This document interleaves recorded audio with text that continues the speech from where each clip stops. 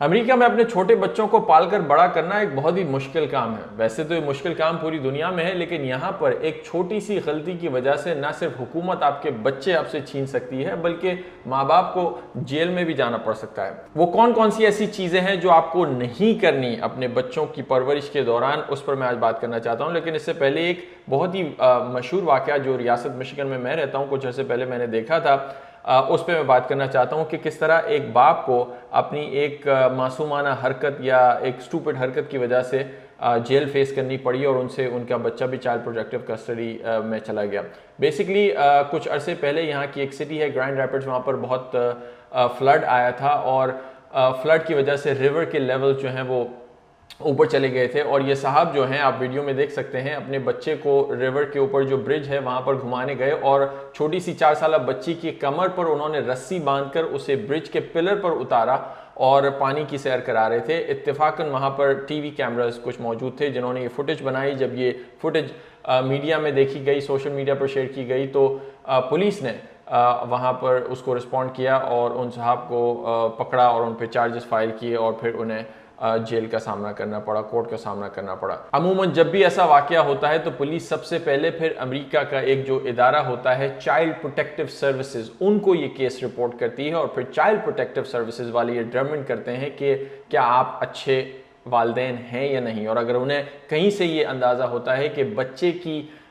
Health पे या बच्चे की सेफ्टी पे अगर चीज़ें कॉम्प्रोमाइज़ हो रही हैं तो वो बच्चा माँ बाप से रिमूव कर लिया जाता है। वो कौन कौन सी ऐसी चीज़ें हैं जो अक्सर औकात लोग भूल जाते हैं या कौन कौन सी चीज़ें आपको याद रखनी है, पहले उन चीज़ों पे मैं बात करता हूँ और फिर क्या होता है जब ये चाइल्ड प्रोटेक्टिव सर्विसेज में बच्चे चले जाते हैं, उस पर वहाँ पे क्या प्रोसेस है उस पर बात करना चाहता हूँ। लेकिन इससे पहले जस्ट सो यू नो, मेरा अगला स्टोरी टेलिंग का सेशन 5 सितंबर को है। ये लाइव सेशन मैं आपके साथ करता हूँ जिसमें मैं अपने तमाम स्टोरी टेलिंग टेक्निक्स जो अपने कम्युनिकेशंस के लिए यूज़ करता हूँ मैं आपके साथ शेयर करना चाहता हूँ। अगर आप टीचर हैं, बिजनेस पर्सन हैं या किसी भी फील्ड में आपको कम्युनिकेशन इंप्रूव करने की ज़रूरत है तो ये कोर्स आपके लिए है। तो कमेंट सेक्शन में उसके रजिस्ट्रेशन लिंक है, आप रजिस्टर कर सकते हैं। अच्छा जी, तो कौन कौन सी ऐसी चीज़ हैं जो अमेरिका में वालिदैन को जहन में रखनी है बच्चों को रेस करते हुए। सबसे पहली तो है फिजिकल अब्यूज़। अगर किसी बच्चे पर किसी भी किस्म का फिजिकल अब्यूज़ या जिस्मानी तशद्दुद होता है घर में तो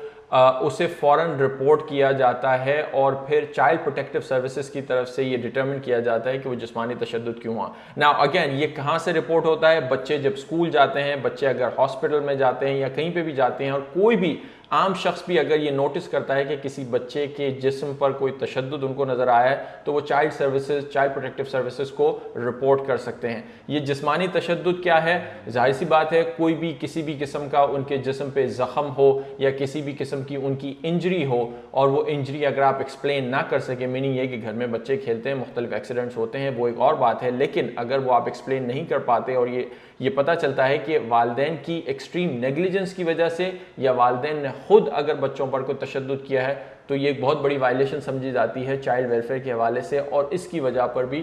वजह से भी आपसे आपका बच्चा छीन लिया जा सकता है अमेरिका में। अब ये फिजिकल अब्यूज़ है, मुख्तलिफ किस्म की मारपीट जो बच्चों के साथ होती है या उनके जिस्म पे कोई ब्रूजेस होते हैं या बच्चों को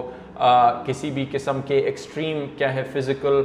किसी पनिशमेंट से या काम से गुजारा जाता है जिनके विजिबल मार्क्स अगर उनके बॉडी पे हों तो ये फिजिकल अब्यूज़ में आता है और चाइल्ड प्रोटेक्टिव सर्विसेज को डिटरमिन कर सकते हैं। एक और काम जो बहुत ही सिवियर समझा जाता है बच्चों की डेवलपमेंट के हवाले से वो सेक्सुअल अब्यूज़ है, जिनसी तशद्दुद या जिनसी अब्यूज़ उन पे कह सकते हैं। यानी कोई भी बच्चा अगर ये रिपोर्ट होता है चाइल्ड प्रोटेक्टिव सर्विसेज को कि उनके साथ कोई जिनसी ज़्यादती की गई है, मोलेस्टेशन हुई है या घर में किसी रिलेटिव ने या घर में रहकर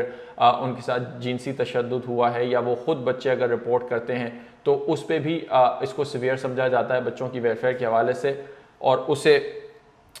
सिचुएशन में भी चाइल्ड प्रोटेक्टिव सर्विसेज के वर्कर जो हैं आपसे आपके बच्चे छीन सकते हैं। अमेरिका में सेक्स ट्रैफिकिंग भी एक बहुत बड़ा एलिमेंट है जहां पर अंडर एज जो बच्चे होते हैं वो समहाउ कुछ कंडीशंस की वजह से, कुछ फैमिली कंडीशंस की वजह से सेक्स ट्रेड में इन्वॉल्व हो जाते हैं और उसकी जिम्मेदारी भी वालिदैन पर आती है। अगर अंडर एज होते हैं या जो भी उनके गार्डियन होते हैं अगर उनकी तरफ से उनको उस चीज़ में इन्वॉल्व किया गया है, उनके साथ कोई सेक्सुअल अब्यूज़ हुआ है, तो उसकी जिम्मेदारी भी वालिदैन पर आती है और उसमें भी आपसे आपका बच्चा छीन लिया जा सकता है। ना ये सेक्सुअल अब्यूज़ जो है वो सिर्फ फिजिकल सेक्सुअल अब्यूज़ तक महदूद नहीं है, इसमें अगर किसी किस्म का साइबर क्राइम भी इन्वॉल्व है, अगर बच्चों के सेल फोन पर किसी किस्म के ऑब्सीन किस्म के मैसेजेस या टेक्स्ट या कोई ऐसा मटेरियल शेयर किया गया है, तो वो भी इस ज़ुमरे में आता है कि किसने उनके साथ शेयर किया। अगर वालिदैन की तरफ से कोई इसमें गफलत हुई है या कोई एक्सट्रीम नेग्लिजेंस हुई है जिसमें उनको एक्सपोज किया जाता है किसी भी किस्म के ऑब्सीन मटेरियल से, तो वो भी सेक्सुअल अब्यूज़ में आता है। आजकल इंटरनेट का दौर है, ऑब्वियसली ये बच्चे जो हैं इनके हाथ में सेल फोन या कंप्यूटर की एक्सेस बड़ी इजीली होती है और इंटरनेट पर आपको पता है बहुत सारा ऑब्सीन मटेरियल, पोर्नोग्राफी होती है। अगर बच्चे इन चीज़ों से एक्सपोज हो जाते हैं या अगर वालिदैन की गलती से या वालिदैन उनके साथ ऐसा कोई मटेरियल शेयर करते हैं, तो वो भी सेक्सुअल अब्यूज़ में आ सकता है, उसके ज़िम्मे में आ सकता है और उसमें भी आपके बच्चे की कस्टडी आपसे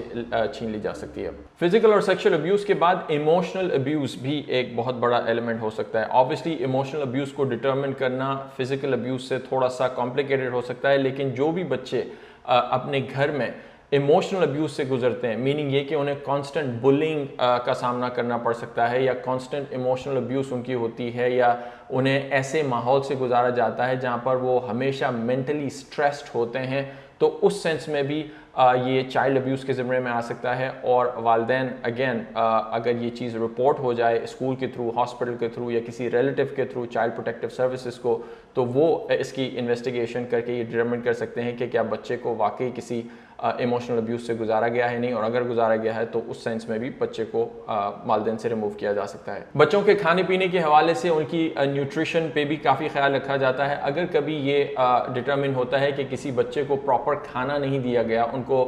मैल न्यूट्रिशन के शिकार है या उनको वो ग़िज़ा नहीं दी गई जो उनकी डेवलपमेंट के लिए काफ़ी ज़रूरी है, या विजिबली बच्चे वीक नज़र आते हैं टू द पॉइंट के उनकी हेल्थ अफेक्ट होने लगती है, तो ये भी काम चाइल्ड अब्यूज़ के ज़िम्मे में आता है और इस पर भी वालिदैन के ऊपर जिम्मेदारी आती है और उनको बहुत सारे कॉन्सिक्वेंसेस फेस करने पड़ सकते हैं। इसी तरह एजुकेशन एक बहुत बड़ा मामला है। अगर यहाँ पर वालिदैन बेसिकली बच्चों की एजुकेशन जो सिटी गवर्नमेंट के लेवल पे या लोकल लेवल पे उनको फ्री प्रोवाइड की जाती है, फ्री प्रोवाइड करने के बावजूद भी अगर वालिदैन बच्चों को स्कूल नहीं भेजते या उन्हें एजुकेशन से महरूम रखते हैं, तो ये भी एक वायलेशन तस्वुर की जाती है बच्चों की वेलफेयर के हवाले से, और उसमें भी वालिदैन को बहुत सारे सवालात का सामना करना पड़ सकता है। अमेरिका में अक्सर ऐसे केसेस हैं कि जहाँ पर कुछ वालिदैन बच्चों को स्कूल नहीं भेज पाते किसी भी वजह से, कोई रिलीजियस उनकी रिस्ट्रिक्शन हो या कोई उनको प्रॉब्लम फेस हो रही हो, लेकिन उसमें उनको ये छूट दी जाती है कि अच्छा चलें आप स्कूल नहीं भेज रहे तो एटलीस्ट घर पे होम स्कूलिंग का उनको ऑप्शन दिया जाता है कि आप खुद बच्चों को घर पे पढ़ाएं और फिर एनुअल जो भी उनके मेजरमेंट्स होते हैं, टेस्ट्स होते हैं, उनसे डिटरमिन किया जाता है कि बच्चे को प्रॉपर एजुकेशन दी जा रही है या नहीं। लेकिन ये भी अगर माँ बाप नहीं करते, अगर बच्चों को बेसिक एजुकेशन से दूर रखते हैं, तो ये भी चाइल्ड अब्यूज़ के ज़िम्मे में आ सकता है और इसमें भी माँ बाप को बहुत सारी एक्सप्लेनेशन देनी पड़ सकती हैं। एक और जनरल कैटेगरी जिसे निगलेक्ट कहते हैं, अमेरिका में अक्सर औकात वालिदैन की अपनी कोताहियों की वजह से बच्चे निगलेक्ट हो जाते हैं। मीनिंग ये कि बच्चों को अकेला घर में छोड़कर माँ बाप अगर कहीं चले गए, छोटे बच्चों को, या अकेले गाड़ी में छोड़कर कहीं चले गए, या कुछ माँ बाप अगर नशा करते हैं या घर में किसी किस्म का इलीगल सब्सटेंस रखते हैं और नशे के दौरान अगर वो इंटॉक्सिकेटेड हों और उस दौरान बच्चे अगर उनके साथ हों, स्पेशली अगर ड्राइव करते वक्त या कहीं पे भी किसी पब्लिक गैदरिंग में, अगर माँ बाप खुद अपने कंट्रोल में नहीं है, नशे की हालत में है और बच्चा अगर उनके पास होता है, तो ये भी एक बहुत बड़ी निगलेक्ट तस्वुर की जाती है और इस अमल की वजह से भी माँ बाप अपने बच्चे लूज कर सकते हैं चाइल्ड प्रोटेक्टिव सर्विसेज को। इसके अलावा और बहुत से छोटे बड़े इंसिडेंट हो सकते हैं, हर केस की इंडिविजुअल डिटेल्स अलग हो सकती हैं, लेकिन जब भी इस किस्म का कोई केस रिपोर्ट होता है, चाइल्ड कोई भी बच्चा जो है अगर लोगों को नज़र आता है कि उसके साथ कोई अब्यूज़ हो रही है, तो वो चाइल्ड प्रोटेक्टिव सर्विसेज को रिपोर्ट करते हैं। अमेरिका में सिर्फ 2019 में तकरीबन 4 मिलियन 40 लाख से ज़ायद जो है बच्चों को मुख्तलिफ औकात में रिपोर्ट किया गया है, या तो उनके स्कूल की तरफ से या हॉस्पिटल की तरफ से, रिलेटिव्स की तरफ से, मुख्तलिफ तरफ से इन चाइल्ड प्रोटेक्टिव सर्विसेज को। अच्छा, जब एक मरतबा रिपोर्ट हो जाए तो ये चाइल्ड प्रोटेक्टिव सर्विसेज एजेंसी जो है उनके वर्कर्स आके आपका केस डिटरमिन करते हैं कि क्या वाकई इस नौयत पे बात पहुंच गई है कि बच्चे को उस फैमिली से रिमूव कर लिया जाए। और अगर वो ये डिसीजन लेते हैं कि बच्चे को फैमिली से रिमूव कर देना है तो उसके बाद क्या होता है। और सबसे पहले जो गवर्नमेंट एजेंसी है उनका भी यही गोल होता है कि बच्चे को